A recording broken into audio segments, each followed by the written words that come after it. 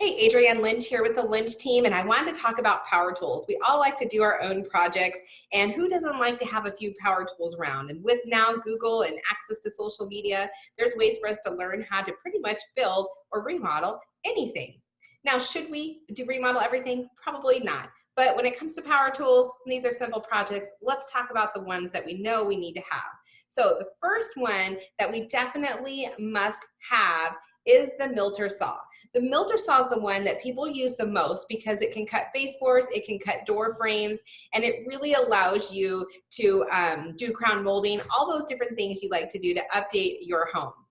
Next is the nail gun. Nail guns make me the most nervous. Maybe it's all the shows I've watched over the years that shows someone getting shot with one, or if my kids accidentally were to grab it and hit the button and I'd get shot with it, which I know would not feel like back in the day being shot with a Nerf gun. So they make me a little nervous, but the nail gun really helps us really secure those nails in better than a hammer does. And it saves you time and energy. So if you invest in a nail gun and an air compressor, it really does help you out on a project. And then we have the rotary sander. If you plan to strip any surface, invest in the rotary sander. There are plenty of models available for under $50, and it'll save you more time than you could have imagined. And now let's talk about the jig saw. The jig saw is one of those that it's for furniture as well. So lots of people like to do their own furniture. So the jig saw is just one of those that you can quickly cut the little pieces that you need for the furniture that you're making. And that just makes all the difference versus using one of the regular saws that you have.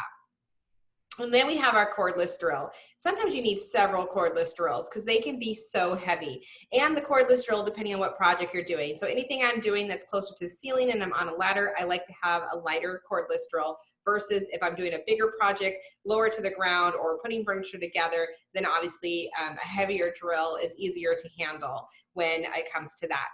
And then we have our air wrench. Who doesn't need an air wrench or an impact wrench? They're essential to the power socket wrench.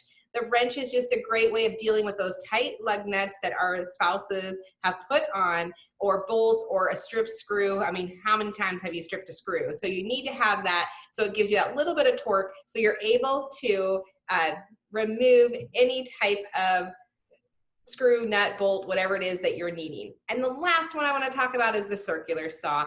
If you need a fast, efficient way to do straight and bevel cuts, you will want to have the circular saw as one of those tools in your pocket. So if you have questions about remodeling, buying, selling, investing in a home, we're here to answer those questions for you. Adrienne Lynch with the Lynch team.